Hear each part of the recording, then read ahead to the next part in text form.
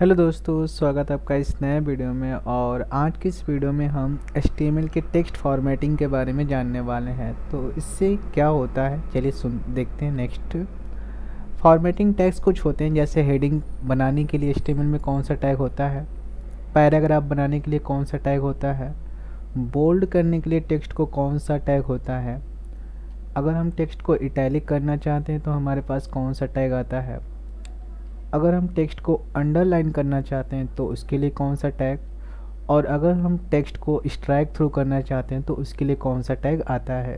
तो चलिए शुरुआत करते हैं वीडियो की, उसे देखते हैं। यहाँ पे सबसे पहले अगर हम नोटपैड में अपने आएँ तो यहाँ पे हम पाएंगे कि हमने जो बेसिक कोड होता है वो हमने पहले से लिख रखा है। आप भी इसको लिख लीजिएगा एज इट इज़।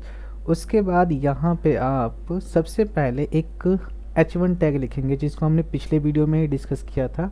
यह हेडिंग 1 के लिए टैग होता है। तो अगर हम यहाँ पे लिख लेते हैं हेलो वर्ल्ड, और इसको H1 से हमें क्लोज भी करना होगा। फाइल को हम सेव करते हैं डेस्कटॉप पे टेक्स्ट डॉट HTML के नाम से। तो फाइल हमारी सेव हो गई। अब इसको मिनिमाइज करते हैं और ये रही हमारी फाइल। इसको ओपन करते हैं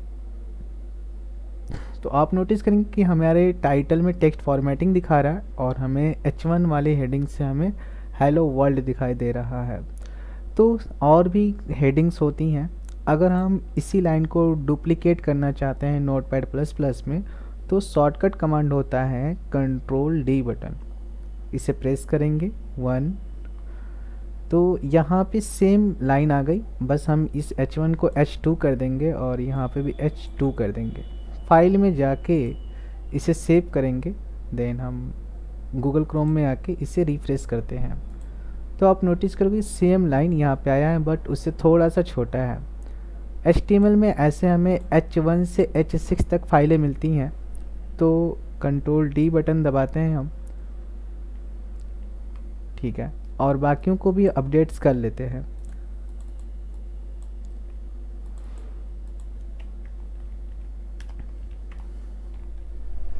और क्लोज टैग में भी इसको बदलाव करना ज़रूरी होगा।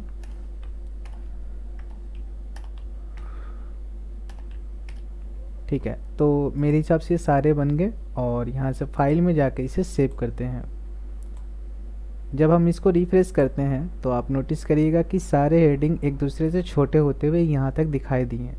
HTML में सिर्फ H6 तक ही टैग होते हैं, H7 नहीं होता है। तो अगर हम यहाँ पे H7 लिख भी देते हैं और उसमें हम कुछ टेक्स्ट लिख देते हैं हेलो वर्ल्ड और H7 को क्लोज करते हैं, फिर अगर फाइल को सेव करते हैं और रिफ्रेश करते हैं तो ये हमें देखो एक नॉर्मल टेक्स्ट सा दिखाई देगा, ना कि कोई हेडिंग। तो बस आप ये याद रखिएगा कि HTML में H1 से H6 तक ही हेडिंग होते हैं। तो अभी के लिए हम क्या करते हैं, ये सारे हेडिंग को मैं यहाँ से रिमूव कर देता हूँ। और नेक्स्ट देखते हैं, अगर हमें पैराग्राफ लिखना होगा तो उसके लिए कौन सा टैग होता है। उसके लिए हम P टैग का इस्तेमाल करते हैं। इंटर फिर P टैग को क्लोज करा देते हैं।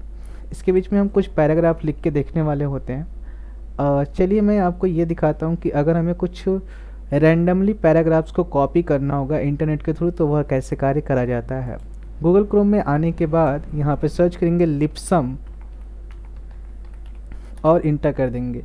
तो फर्स्ट वाली साइट जो आएगी उसको ओपन करेंगे। यहाँ पे जब आप जाएंगे तो यहाँ पे ऑलरेडी बहुत कुछ लिखे हुए पैराग्राफ्स हैं, तो हम इसी में से एक को किसी को कॉपी कर लेते हैं और यहाँ पे आके Ctrl+V से पेस्ट कर देते हैं। नीचे यहाँ पे हमारा स्क्रॉल बार आगे जा चुका है, तो या तो कीबोर्ड से आप होम बटन दबा लीजिए या आप इसको स्क्रॉल बटन को पकड़ के इधर लेते आइए। अब फाइल को सेव करते हैं यहाँ पे और देखते हैं रिफ्रेश। तो आप नोटिस करिए कि यह पैराग्राफ यहाँ से लेके यहाँ तक हमें दिखाई दे रहा है। अगर यही सेम पैराग्राफ हम पूरा वापस से कॉपी करें और इसके नीचे इंटर करके पेस्ट करें, फाइल को वापस से सेव करें और गूगल क्रोम में जाके रिफ्रेश करें, तो आप नोटिस करेंगे कि पैराग्राफ के बीच में कुछ स्पेसेस आ रहे हैं यहाँ पे, जो कि HTML द्वारा बाय डिफ़ॉल्ट आता है। तो यहाँ पे हमारा डिस्कशन हो गया हेडिंग पे और पैराग्राफ पे। हेडिंग को H1 से H6 तक बनाते हैं और पैराग्राफ को P टैग से बनाते हैं। अब हम डिस्कस करेंगे कि अगर हमें इस पैराग्राफ के बीच में किसी पार्टिकुलर टेक्स्ट को बोल्ड करना हो, थोड़ा डार्क करना हो, तो उसे कैसे किया जाता है। उसको करने के लिए हम यहाँ पे आएंगे और बी टैग का इस्तेमाल करेंगे। बी फॉर बोल्ड, ये रहा बी टैग। और HTML का रूल कहता है कि अगर बी आपने पी टैग के अंदर इस्तेमाल किया है तो उसको उसी टैग के अंदर ही इसको क्लोज भी करना होगा, इसके बाहर यानी आप यहाँ पे क्लोज नहीं कर सकते।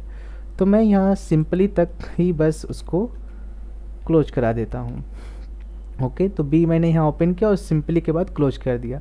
तो ये जो जितना टेक्स्ट है वहाँ पे हमें बोल्ड होके दिखाई देगा। तो यहाँ से मैं सेव करता हूँ फाइल को, गूगल क्रोम में जाके इसे रिफ्रेश करता हूँ। तो आप नोटिस करिएगा कि यहाँ पे जो हमें टेक्स्ट दिखाई दे रहा है वो हमें बोल्ड होके दिखाई दे रहा है, थोड़ा सा डार्क है ये। ओके, अब अगर हमें कहीं पे मान लीजिए कि किसी टेक्स्ट को इटैलिक करना पड़ जाए, उदाहरण के लिए मैं 1960 को इटैलिक करना चाहता हूँ, तो यह कार्य कैसे किया जाएगा। इसमें पहले हम इसको आगे लेके जाते हैं। 1960, ओके, मैं किसी और टेक्स्ट को देख लेता हूँ, यहाँ प्रिंटिंग को देख लेते हैं।